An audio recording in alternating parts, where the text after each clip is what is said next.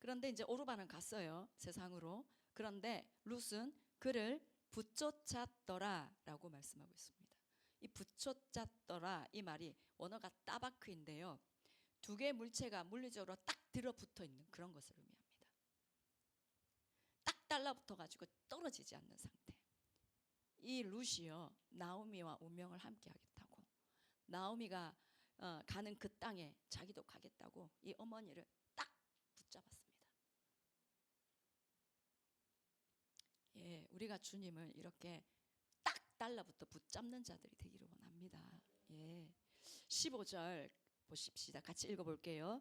나오미가 또 이르되 보라, 내 동서는 그의 백성과 그의 신들에게로 돌아가나니 너도 너의 동서를 따라 돌아가라. 지금 룻이 나오미를 딱 붙여찼어요. 완전 달라붙어서 절대로 안 떨어질 거라고 그렇게 하는데도 불구하고 나오미는 룻에게 너도 동서를 따라 돌아가라 또 얘기합니다. 이 나오미는요, 지금 이 하나님을 섬기는 그 하나님의 백성의 신분으로 살아가는 그 가치와 그 은혜가 얼마나 복된 것인지 아무것도 모르는 사람인 것 같아요. 몇 번이나 지금 모압으로 돌아가라, 뭐 형식적으로 한 번쯤은 돌아가라 이렇게 할 수 있습니다. 시어머니가 남편도 없는 과부 며느리 데리고 가려면 미안하니까 한 번쯤은 그렇게 할 수 있지만 계속 이렇게 말한다는 것은 정말 이 사람이 하나님 안에 있는 그 부요함 이런 걸 전혀 지금 알지도 못하고 생각하지도 못하고 기대하지도 않고 있다는 거예요. 남편 잃고 자식 둘 잃고 나니까 하나님 선한 분이다 생각 안 하는 거예요 지금.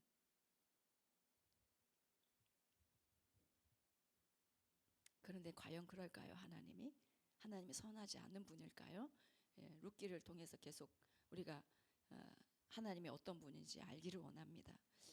룻은 손에 쟁기를 잡고 뒤를 돌아보지 않았습니다.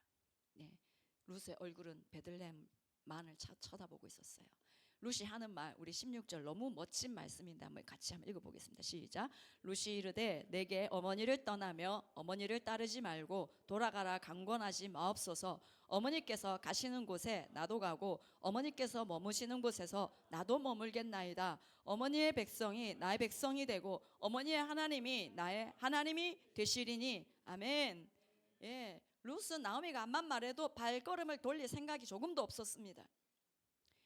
자신의 고향, 자신의 가족들, 자신의 고향에 부모님들이 계시잖아요. 친척들도 친구들도 있을 거예요. 그리고 모압의 그 금오스 신, 그들에게서 영원히 등을 돌렸습니다. 룻이요, 어머니한테 돌아가라 강권하지 마옵소서. 마치 시어머니를 약간 이렇게 꾸짖는 듯한, 그죠? 감정 섞인 그런 말인 것 같습니다. 어머니께서 가시는 곳에 나도 가고 어머니께서 머무시는 곳에서 나도 머물겠나이다. 우리 표현을 하면 죽어도 같이 죽고 살아도 같이 살겠습니다, 이런 거예요. 어머니의 백성이 나의 백성이 되고 어머니의 하나님이 나의 하나님이 되시리니.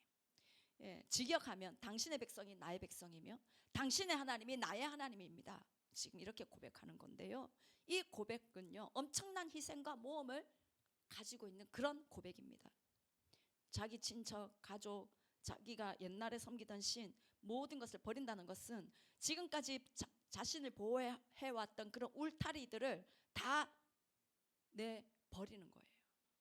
그걸 버리고 떠난 거예요. 그리고 전혀 다른 풍습, 전혀 다른 사고방식과 다른 언어와 다른 가치관을 가진 그 환경 안으로 지금 들어가는 것입니다. 사실 베들레헴으로 돌아간다고 했을 때 거기에서 유대인들이요 룻을 자기 백성으로 이렇게 살아가게끔 받아줄지도 의문이었어요. 유대인들은요 이방인을 뭐 취급한다고요? 개 취급한다고. 요즘처럼 반려견 취급하는 게 아니고 진짜 개 취급하는. 그럼에도 불구하고 지금 이 룻이 어머니를 딱 붙잡고 따라간다는 거예요. 이건요 창세기 12장에서 아브라함을 하나님께서 부르셨을 때 그 아브라함이 순종해서 따라가는 그것과 또 같은 그런 느낌이에요. 한번 1절 2절 창세기 12장 한번 읽어보겠습니다. 시작. 여호와께서 아브라함에게 이르시되 너는 너의 고향과 친척과 아버지의 집을 떠나 내가 내게 보여줄 땅으로 가라. 내가 너로 큰 민족을 이루고 내게 복을 주어 내 이름을 창대하게 하리니 너는 복이 될지라. 하나님이 아브라함 보고 너 고향 친척 아비 집 떠나서 내가 보여줄 땅으로 가 라고 하셨어요. 근데 하나님은요 그렇게만 말씀하신 게 아니고요, 내가 너로 큰 민족을 이루게 해줄게 라고 약속해 줬어요. 내가 너를 복 줄게 약속하셨어요. 네 이름 창대하게 해줄게 약속해 주셨어요. 그래가지고 아브라함이 자식이 그때 없었거든요. 자식이 없는 사람이 내가 너를 큰 민족 이루게 해줄게 라고 말씀하시니 좋잖아요. 그래서 순종하면서 따라갔습니다. 그래서 이 순종하며 따라간 이 아브라함에게 하나님은 믿음의 조상이 되게 해주셨죠. 그런데 룻은 그런 상황이 아니에요.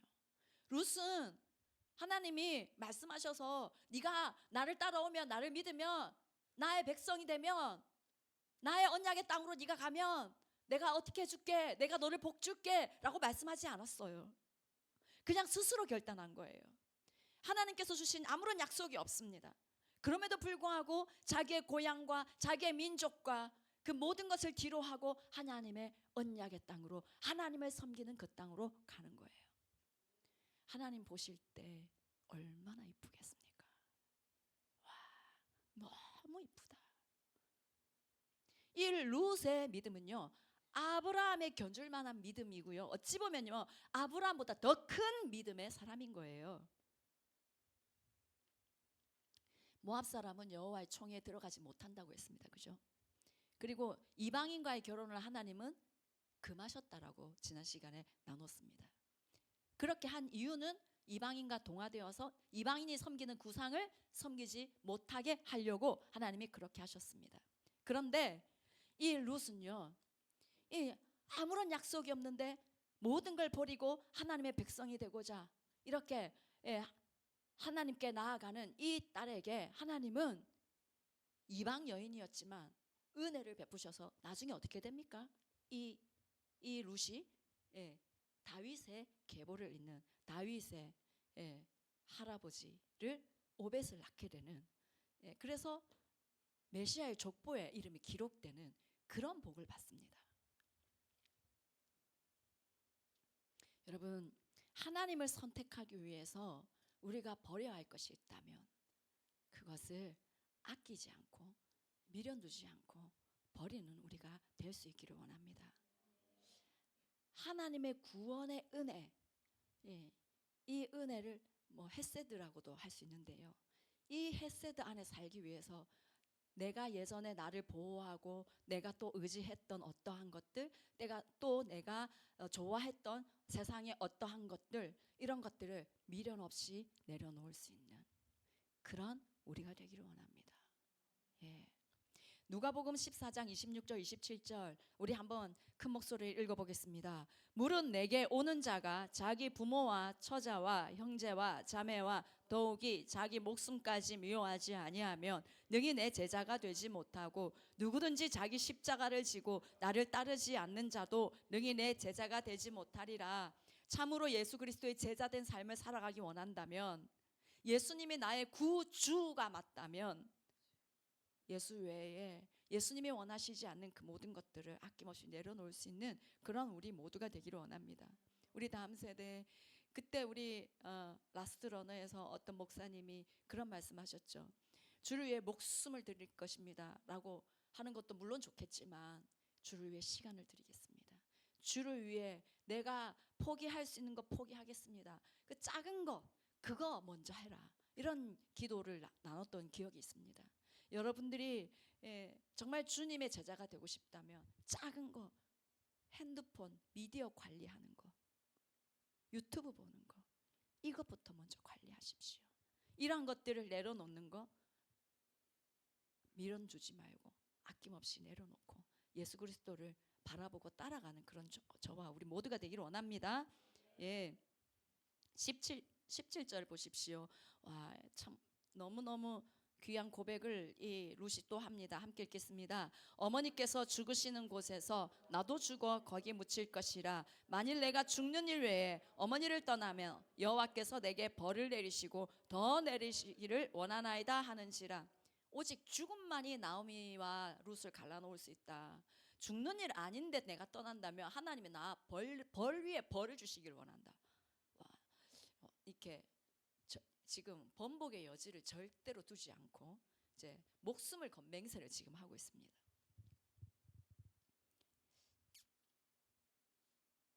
나오미를 향한 이것을 인애라고 표현하거든요. 이 헤세드. 예. 헤세드는요, 굳이 그렇게 해주지 않아도 되는데 헌신해주는 그걸 헤세드라고 합니다. 이 룻기에서 중요한 주제 중에 하나가 이 헤세드예요. 이 룻이 나오미에게 굳이 그렇게까지 안 해줘도 돼요. 이렇게까지 안 해도 되잖아요. 그런데 룻이 이 나오미를 헤세드하는 거죠. 8절을 보시면은 나오미가 두 며느리에게 이르되 너희는 각기 너희 어머니의 집으로 돌아가라. 너희가 죽은 자들과 나를 선대한 것 같이 여호와께서 너희를 선대하시기를 원하며. 여기서 선대하다가 헤세드입니다. 의무가 아닌 자발적인 헌신, 충실한 헌신. 우리 예배 이름이 우리 주중에 드리는 예배 중에서 헌신적 예배 있죠. 그게 디보션인데 여기서 이 헌신이 디보션이에요. 예수님께서 십자가에 안 죽으셔도 됩니다. 그런데 우리를 위해서 은혜 베푸시고 헤세드를 베풀어 주신 것이죠. 이 룻이 나오미에게 모든 사랑과 충성을 지금 쏟아서 헤세드를 베풀었습니다. 그런데 이 룻이 나오미에게 그렇게 헤세드를 베풀므로 인해서 하나님은 보아스를 통해서 이 룻에게 또 헤세드를 베풀어 주시는 거예요. 그리고 이 헤세드는 예수 그리스도로 인해서 온 땅에 복음이 전해지면서 이 헤세드의 은혜가 흘러가는 것입니다. 자, 19절부터 20절, 21절 우리 같이 한번 읽어보겠습니다. 시작. 이에 그 두 사람이 베들레헴까지 갔더라. 베들레헴에 이를 때에 온 성읍이 그들로 말미암아 떠들며 이르기를 이가 나오미냐 하는지라. 나오미가 그들에게 이르되 나를 나오미라 부르지 말고 나를 마라라 부르라. 이는 전능자가 나를 심히 괴롭게 하였음이니라. 내가 풍족하게 나갔더니 여호와께서 내게 비어 돌아오게 하셨느니라. 여호와께서 나를 징벌하셨고 전능자가 나를 괴롭게 하셨거늘 너희가 어찌 나를 나오미라 부르느냐 하니라. 예, 지금 나오미가 룻과 함께 하나님의 언약의 땅, 그 땅 베들레헴으로 돌아왔습니다. 너무 잘했습니다. 그런데 나오미의 하나님을 향한 이 믿음, 그 신뢰가 아직 회복되지는 않았습니다. 19절 보시면 나오미가 돌아오니까 베들레헴 온 성읍이 그들로 말미암아 떠들며 이르기를 이가 나오미냐. 베들레헴에 여기 이제 원어의 그 해석을 보면은 여자들이 온 베들레헴 여자들이 다 떠들었다 이렇게 얘기하고 있거든요. 온 베들레헴 그 여자들이 전부 나와가지고 떠들면서 이 사람이 나오미냐, 이 사람이 나오미냐 이렇게 얘기할 때 나오미의 마음이 어떨까요? 네, 십수년 전에 풍족하게 나갔습니다. 아마 명품백 들고 나갔겠죠. 잘 살아보겠다고. 네. 그런데 지금 남편 있고 아들들 다 있고 정말 초라하게 며느리 한 사람 데리고 돌아오는 이 나오미의 처지가 그냥 조용하게 그냥 들어가고 싶지 않았을까. 그런데 온 베들레헴 동네가 떠들썩하게 자기를 향해서 네가 나오미냐 이렇게 할 때 마음이 그냥 찢어졌을 거예요. 그래서 여기 나오미가요, 나를 나오미라 부르지 마라. 나오미 뜻은 기쁨이거든요. 마라라 불러라. 마라는 뜻이 쓰다입니다. 나는 기쁨이 아니다. 나는 너무 고통스럽다라는 거예요. 여기 20절과 21절에 전능자가 나를 심히 괴롭게 하였다. 두 번이나 말하고 있습니다. 이 나오미의 심정은 지금 너무 괴로운 거예요. 하나님께서 자기 백성에게 돌보셔서 곡식과 양식을 주셨다라는 소식을 듣고 그제서야 돌아오기는 했지만 이 마음은 지금 너무 고통스러운 거예요. 그런데 여러분, 이렇게 초라한 모습으로라도 하나님의 언약의 땅에 돌아온 것이 은혜임을 믿으시기 원합니다. 모든 걸 잃어버린 나오미의 그 고통과 초라함이 없었다면 우상의 땅에서 영원히 살았을 거 아닙니까? 그런데 그 상실, 그 고통으로 인해서 하나님의 날개 아래로 들어올 수 있었으니 그것이 은혜임을 고백하는 우리가 되기를 원합니다. 예. 그리고 하나님은 이 나오미에게 고통과 상실로 인해서 마음이 고통스럽고 아프고 찢어졌지만 하나님은 회복의 때를 준비하고 있었습니다. 아프고 힘들 때 주님께 돌아오십시오. 빨리 돌아오십시오. 예. 늦어지면 늦어질수록 힘들어집니다. 아프기만 더 아픕니다. 하나님의 백성은. 그리고 돌아오면요, 하나님이요 은혜의 때, 회복의 때를 미리 다 준비해 놓고 계십니다. 22절 한번 읽어볼게요. 시작.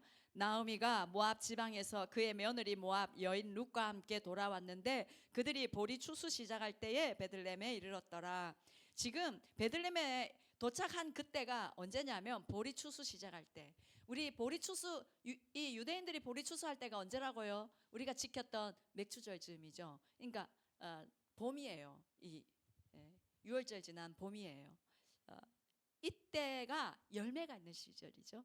보리를 추수하니까 먹을 것이 있는 시절. 예. 그리고 시기가 뭐라고요? 봄이에요.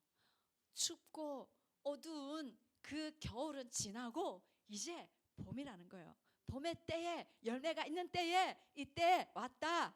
하나님께서 지금 소망을 주고 계시는 거예요. 그리고 2장 1절 보겠습니다. 같이. 나오미의 남편 엘리멜렉의 친족으로 유력한 자가 있으니 그의 이름은 보아스더라. 지금 룻이 아직 밭에 나가지도 않았어요. 곡식 주우러 나가지도 않았어요. 그런데 성경은 미리 보아스를 소개하고 있습니다. 모든 걸 잃어버림으로 인해서 너무나 큰 고통 가운데 하나님의 땅으로 돌아온 이 나오미에게 하나님은 보아스를 준비해 놓고 계셨다라는 걸 알려주시는 거예요. 이 쓴물과 같은 나오미의 삶 가운데 있는 모든 문제를 해결해 줄 수 있는 바로 그 인물, 유력한 자 보아스가 준비되어 있다라고 알려주는 겁니다. 2장 1절 보시면은 엘리멜렉의 친족으로 유력한 자. 그러니까 지난주에 그런 얘기를 잠깐 나눴죠. 고엘 제도, 계대 결혼법이라 그래가지고 그 가문을 계속해서 이어갈 수 있도록 친족이 이제 기업 물을 수 있는 그런 법을 하나님께서 만들어 주셨는데 보아스가 유력한 자라고 소개하고 있습니다. 강하고 부유한 사람이다라는 거예요. 재물적으로도 부유하고 능력적으로도 부유하고. 이 보아스는 마태복음 1장에 보면은 살몬은 라합에게서 보아스를 낳고 그런 말씀이 나와요. 1장 5절에. 그러니까 여리고성에 이 살몬과 그 다른 정탐꾼이 정탐하러 갔었을 때 어디에 가서 숨었어요? 기생 라합의 집에 가서 숨었습니다. 여관과 같은 그런 곳이겠죠. 그곳에 숨었는데 이 라합이 이 살몬과 그 정탐꾼들을 숨겨주죠. 그런데 그 살몬과 라합 사이에서 태어난 사람이 이 보아스라는 거예요. 그래서 이 룻기는요, 가나안 정복 전쟁 초기 인물 라합의 아들이니까 사사 시대에서 그렇게 뒷시대는 아니고 좀 이렇게 초기 시대이다라고 볼 수 있습니다. 그런데 이 룻기에서 보아스는 예수 그리스도의 원형이십니다.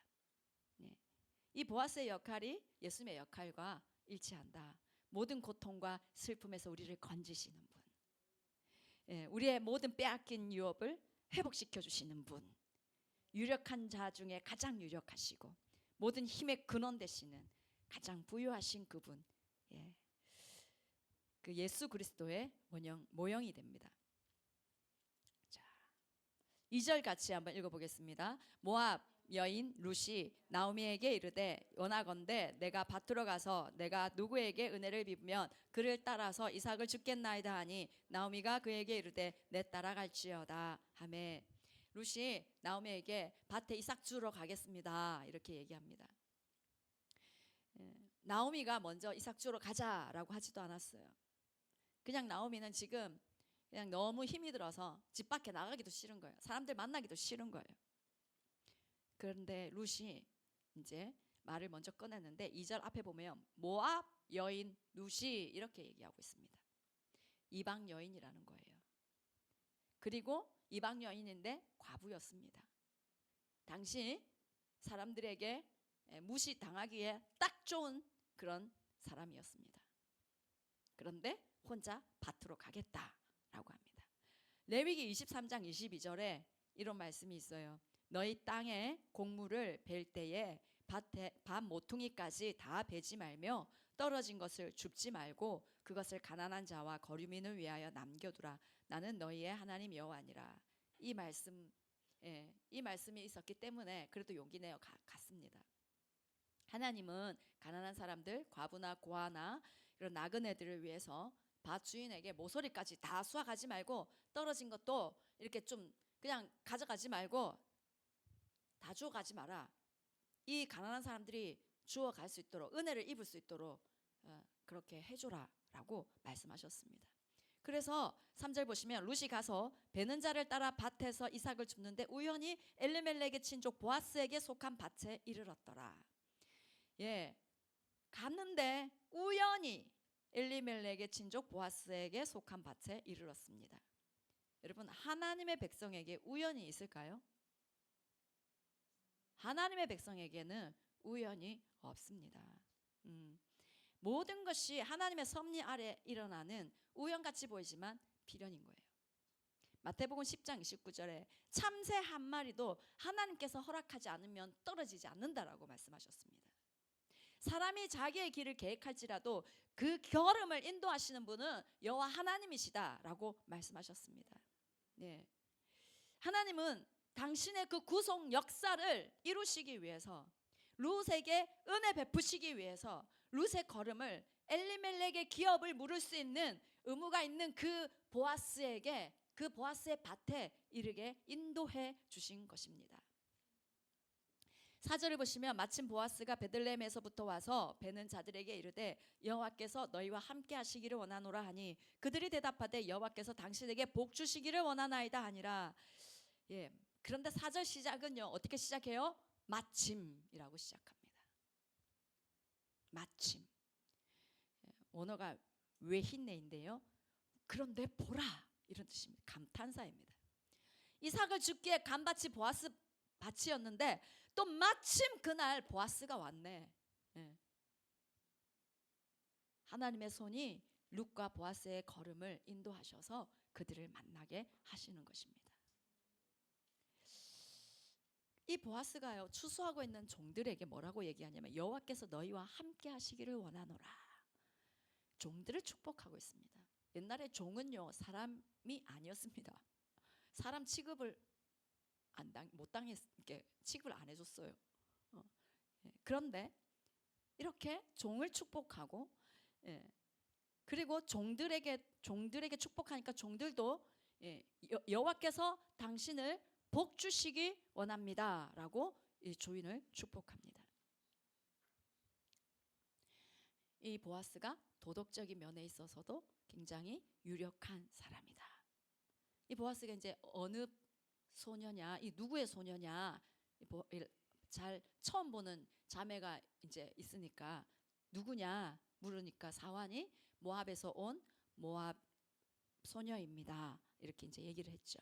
그런데 7절에 보시면은 그의 말이 나로 베는 자를 따라 단 사이에서 이삭을 죽게 하소서 하였고 아침부터 와서는 잠시 집에서 쉰 후에 지금까지 계속하는 중이니이다. 여기서 나오는 집은요 그 룻의 집이 아니고 보아스 집도 아니고 밭에 오두막처럼 쉴 수 있도록 만들어 놓은 그런 집을 말합니다. 이제 룻이 아침에 와가지고 거기서 잠시 쉰 거 외에는 열심히 이삭을 주었다는 거예요. 그 모습을 본 이 보아스가 룻에게 몇 가지 얘기를 해줍니다. 룻에게 헤세드를 베푸는데요. 8절 한번 같이 읽어볼게요. 시작. 보아스가 룻에게 이르되 내 딸아 들으라. 이삭을 주러 다른 밭으로 가지 말며 여기서 떠나지 말고 나의 소녀들과 함께 있으라. 예. 보아스는 룻에게요, 내 딸아 라고 말합니다. 실제로 보아스는요, 나이가 꽤 많은 사람이었습니다. 그리고 룻은 이제 한 25에서 조금 더 됐을 수도 있다, 이렇게 보고 있습니다. 딸 같은 룻에게 이삭을 주우러 다른 밭으로 가지 말고 여기를 떠나지 말고 나의 소녀들과 있으라. 그러니까 이 밭에서 너가 충분히 많이 주울 수 있도록, 이삭을 많이 주울 수 있도록 해주겠다. 그리고 이 소녀들과 함께 있어라. 안전을 위해서 함께 있어라. 이렇게 얘기해 주고요. 그리고요, 9절 보십시오. 9절 한번 읽어볼게요. 그들이 베는 밭을 보고 그들을 따르라. 내가 그 소년들에게 명령하여 너를 건드리지 말라 하였느니라. 목이 마르거든 그릇에 가서 소년들이 길어온 것을 마실지니라 하는지라. 소년들에게 명령하여 너를 건드리지 말라 하였느니라. 건드리다 말은 만지다, 괴롭히다. 그러니까 폭력, 강간 이런 걸 의미합니다. 이방 여인이고 과부였던 이 룻이 든든한 보호자가 없었기 때문에 굉장히 위험한 그런 상황이었습니다. 그런 상황을 다 헤아리고 이 보아스가 미리 소년들에게 명령했습니다. 그리고 목이 마르면 가서 길어온 물을 마셔라. 이스라엘은 물이 귀했습니다. 그래서 물을 저기 마을에 있는 우물에 가서 길어와야 했습니다.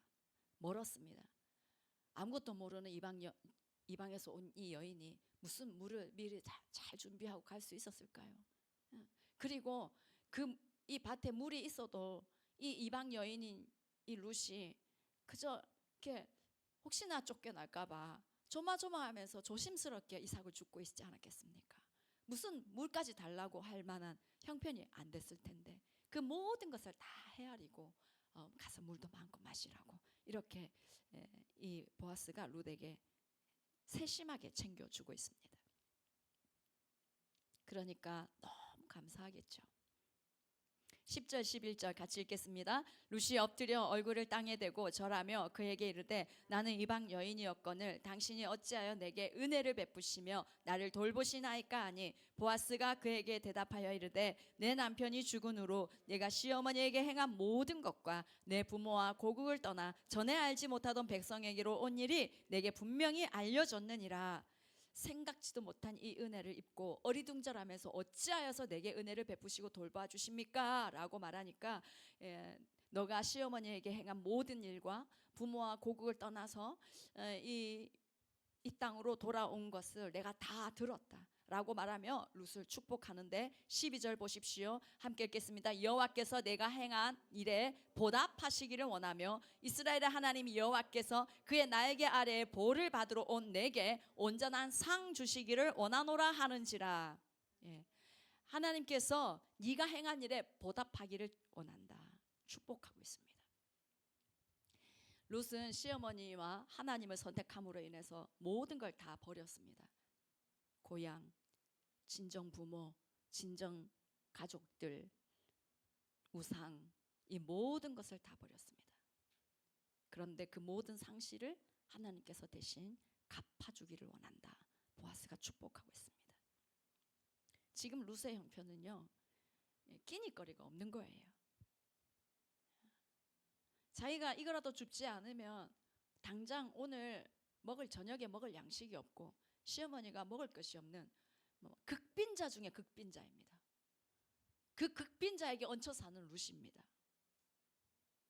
너무나 희망도 없고 어떻게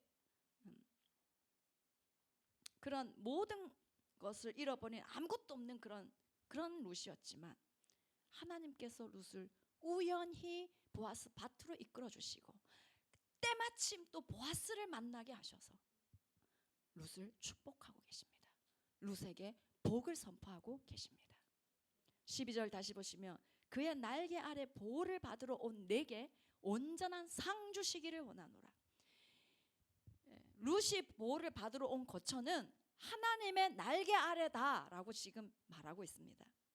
룻은 모압을 버리고 이렇게 새롭게 찾아온 이 유대 땅에 있는 자신의 이 거처는 인간적으로 보면은 너무나 초라할 수 있어요. 그런데 이 보아스는 룻에게 하나님의 날개 아래라고 얘기하고 있습니다. 하나님께서 보호해 주실 것을 룻은 아는지 모르는지 너무나 막막한 상태에 있었겠지만, 보아스는 룻이 하나님의 날개 아래 보호받고 있다라고 말하고 있는 거예요. 그러면서 룻에게 하나님께서 온전한 상 주시기를 원한다라고 축복합니다.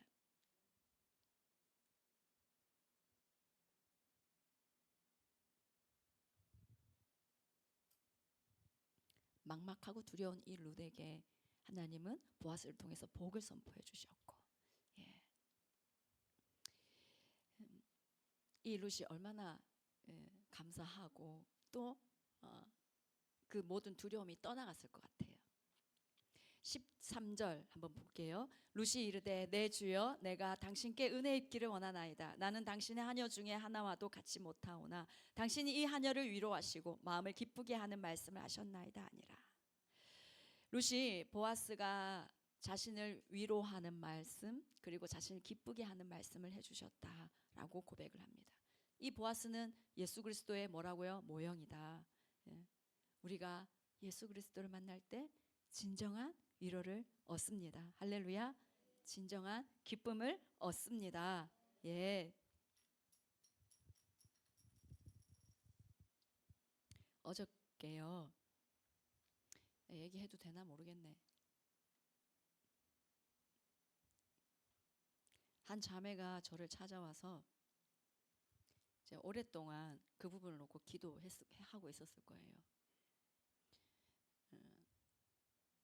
하나님의 뜻은 남자친구하고 헤어지는 것 같은데 그것이 너무 이렇게 쉽지 않아서 오랫동안 기도하다가 어제 찾아와서 헤어졌다라고 하더라고요.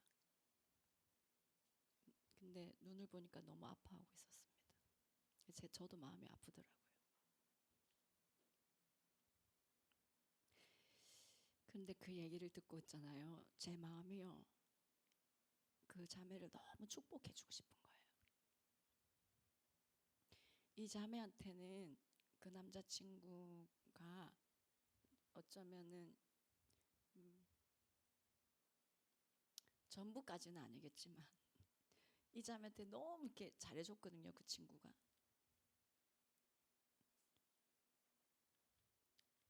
근데 하나님만을 사랑하기 위해서 그게 하나님 뜻이라는 걸 알고 그냥 결단했어요.